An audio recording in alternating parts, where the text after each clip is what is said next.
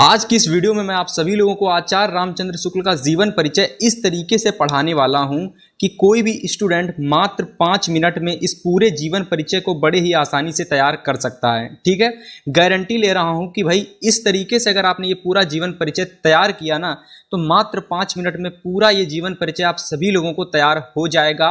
और board exam 2025 में class 10th और 12th दोनों लोगों के लिए 101% इंपॉर्टेंट जीवन परिचय है।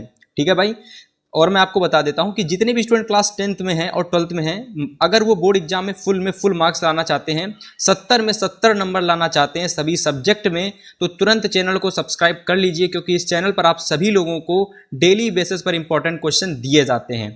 ठीक है भाई, तो चलिए सबसे पहले देखते हैं कि आचार्य रामचंद्र शुक्ल का जो जीवन परिचय आएगा उसमें आप सभी लोगों को सबसे पहले जीवन परिचय में क्या लिखना पड़ेगा। ठीक है, मैं गारंटी ले रहा हूं अगर आपने इस तरीके से जीवन परिचय लिखा आप बोर्ड एग्जाम में फुल नंबर लेकर के आएंगे।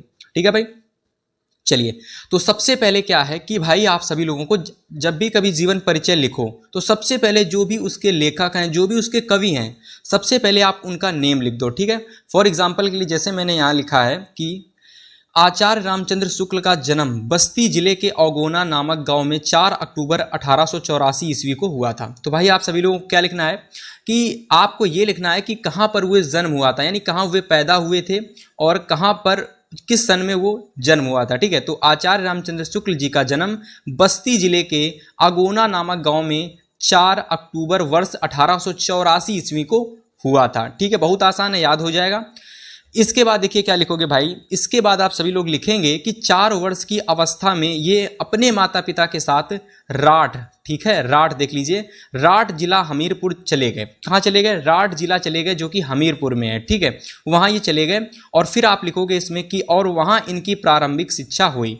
यानी स्टूडेंट, अगर मैंने जो जीवन परिचय लिखा है बहुत ही आसान भाषा में लिखा है, जिसने एक बार पढ़ा गारंटी है वो भूलेगा कभी भी नहीं जीवन में।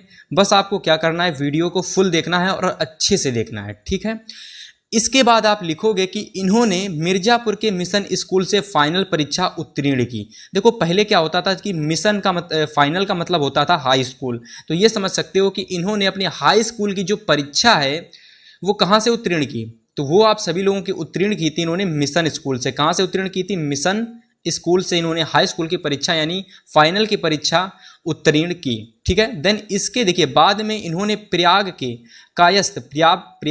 कायस्थ पाठशाला इंटर कॉलेज में नाम लिखाया। ठीक है, जब इन्होंने अपना इंटर वगैरह करने की उम्र आई तो इन्होंने प्रयाग के एक कॉलेज जो कि जिसको हम लोग कहते हैं कायस्थ पाठशाला इंटर कॉलेज, वहाँ पर इन्होंने अपना नाम लिखवाया। ठीक है, बहुत आसान हो गया।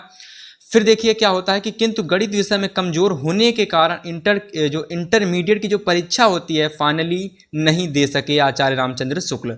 तो इस तरीके से आपको यहाँ तक लिखना है। और इसके बाद भाई साहब आपको क्या लिखना है कि कुछ दिनों तक इन्होंने नागरिक प्रचारणी सभा की नागरिक प्रचारणी सभा जो पत्रिका थी उसका इन्होंने संपादन किया। ठीक है भाई, इसके बाद देखिए श्वास का दौरा पड़ने के कारण 2 फरवरी 1941 ईस्वी को इनका देवासन जो होता है, मतलब कि देहांत कह सकते हो, तो इनका जो देहावसान था वो हो चुका था 1941 में, जिसको हम लोग देहांत भी बोलते हैं। ठीक है भाई साहब, तो इस तरीके से देख सकते हो आप लोग पूरा इनका जीवन परिचय है जो कि आपको बोर्ड परीक्षा में लिख करके आना है। और गारंटी ले रहा हूं जिस भी स्टूडेंट ने इस तरीके से आचार्य रामचंद्र शुक्ल जी का जीवन परिचय लिखा बोर्ड एग्जाम में उसको फुल मार्क्स मिलेगा और वो स्टूडेंट टॉपर बनकर ही वापस लौटेगा। ठीक है भाई, बहुत आसान भाषा में मैंने इस जीवन परिचय को लिखा है ताकि आप बड़े ही जल्दी इस जीवन परिचय को याद कर सके। ठीक है, इसके बाद देखिए इसकी जो मोस्ट इंपॉर्टेंट रचनाएं होती हैं वो किस तरीके से आपको लिखनी है जिससे कि आपको फुल नंबर मिले। ठीक है मेरे भाई, तो देखिए आचार्य रामचंद्र शुक्ल जी की जो मोस्ट इंपॉर्टेंट रचनाएं हैं, तो रचनाएं लिखने का भी ट्रिक होता है। और रचनाएं किस तरीके से आप बोर्ड परीक्षा में एग्जामिनर के सामने लिखोगे जिससे कि आपको फुल में फुल नंबर मिले। ठीक है, मतलब कि जो आपके एग्जाम में 5 नंबर का जो जीवन परिचय आता है इसको किस तरीके से आपको लिखना है कि 5 में 5 फुल नंबर आपको मिले, एग्जामिनर एक भी नंबर आपका ना काटे और आपको पूरे के पूरे नंबर मिल जाएं। ठीक है भाई, तो इस तरीके से आपको जीवन परिचय एग्जाम में कैसे लिखना है। ठीक है, तो जीवन परिचय तो मैंने आपको बता दिया कि कैसे लिखना है। अब बात करते हैं कि रचनाएं किस तरीके से आपको एग्जाम में लिखनी है। ठीक है, तो देखिए सबसे पहले आप क्या लिखोगे, जो भी आपका रचनाकार है, जो भी आपका लेखक है, जो भी आपका कवि है, आप क्या करोगे, सिंपल से उसका नाम लिखोगे। कैसे? शुक्ल जी ने हिंदी साहित्य के महाकवि थे, मतलब उसके बारे में कुछ इंपॉर्टेंट चीज लिख दो, जैसे कि शुक्ल जी जो थे ना, शुक्ल जी ये हिंदी साहित्य के महान इन्होंने हिंदी साहित्य की महान सेवा की है। बहुत अच्छी बात है, बहुत अच्छी चीज मैंने लिख दी। इन्होंने क्या किया, हिंदी साहित्य की महान सेवा की है। ठीक, इसके बाद आप लिखोगे कि इनकी प्रमुख रचनाएं निम्नलिखित हैं, जैसे कि अब यहां पर आप लोग एक काम करोगे, आप लोग डायरेक्ट इनकी रचनाएं नहीं लिखोगे। ठीक है, आपको क्या करना है, सबसे पहले इस तरीके से मान लीजिए मैंने यहां पर एक विधा लिख दी और इस तरीके से मैंने यहां पर एक विधा लिख दी, और इन विधा के अंदर आपको क्या करना है, फाइनली इनकी रचनाएं लिख देनी है। जैसे कि निबंध विधा में आप चिंतामणि लिख दोगे, विचार विथि लिख दोगे। ये दो मोस्ट इंपॉर्टेंट इनके निबंध थे। इनको जैसे ही लिखोगे एग्जामिनर सीधा समझ जाएगा कि ये टॉपर स्टूडेंट है और भैया इसने पूरा का पूरा पेपर बहुत अच्छे से किया होगा। इसके बाद देखिए आलोचना। आलोचना में आप क्या लिखोगे, आलोचना में सबसे पहली आलोचना लिखोगे रस मीमांसा, दूसरी आप लिखोगे त्रिवेणी, तीसरी आप लिखोगे सूरदास, और इस तरीके से ये आलोचनाएं आपकी 3 हो जाएंगी।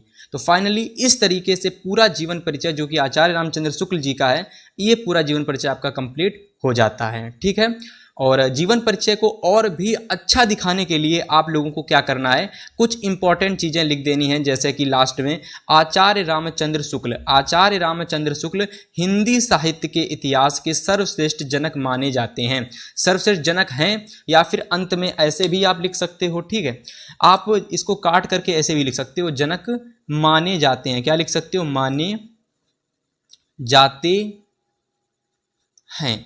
तो आप इस तरीके से भी भाई लिख सकते हो कि सर्वश्रेष्ठ जनक माने जाते हैं कौन, आप सभी लोगों के आचार्य रामचंद्र शुक्ल जी। तो फाइनली इस तरीके से मोस्ट इंपॉर्टेंट जीवन परिचय जो कि आप सभी लोगों का है, आचार्य रामचंद्र शुक्ल का जीवन परिचय, इस तरीके से आप बोर्ड एग्जाम में करके आ सकते हो और 5 में 5 नंबर पूरे एग्जामिनर के सामने ला सकते हो। ठीक है, उम्मीद है ये जीवन परिचय सभी स्टूडेंट को बहुत अच्छे से समझ में आया होगा और सभी ने इसको बहुत अच्छे से तैयार भी किया होगा।